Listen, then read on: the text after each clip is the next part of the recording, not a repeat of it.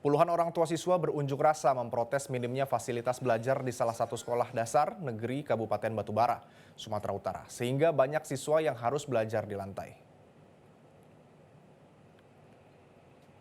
Puluhan orang tua siswa ini mendatangi SD Negeri 19 di Desa Sumberpadi, Kecamatan 50, Batubara untuk menemui kepala sekolah. Mereka bermaksud mempertanyakan terkait minimnya fasilitas di sekolah tersebut. Menurut para orang tua, sebagian siswa selama ini belajar di lantai karena kurangnya meja dan kursi di dalam kelas. Kondisi memprihatinkan ini sudah berlangsung selama 2 tahun. Selain itu, para orang tua siswa juga menyoal terkait kondisi toilet sekolah yang tidak layak serta adanya sejumlah pungutan di sekolah tersebut. Orang tua siswa meminta Dinas Pendidikan Batubara untuk segera mengganti kepala sekolah. Jika tuntutan ini tidak dipenuhi, mereka mengancam akan memindahkan anak-anaknya ke sekolah lain. Menanggapi aksi protes tersebut, Kepala Dinas Pendidikan Batubara, Jonis Marpaung, langsung menggelar pertemuan dengan para orang tua siswa dan berjanji akan segera melakukan evaluasi terkait kondisi di sekolah tersebut.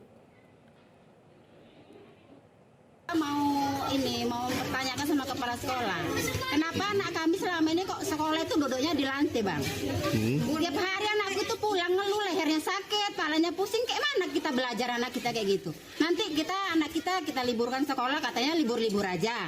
Gimana ngeluhnya kepalanya sakit, Mak, belajarnya nengok ke bawah, nggak ada bangku. Gitu, Bang. Berapa lama itu, Kak, terjadi, Kak? 2 tahun. Udah 2 tahun, udah lama itu, Bang. Kurang maksimal penataan ataupun pemaksimalan sarana prasarana seperti pencahayaan dalam ruangan, ya.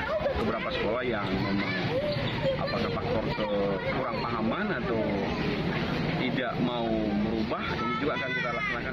Jelajahi cara baru mendapatkan informasi. Download Metro TV Extend sekarang.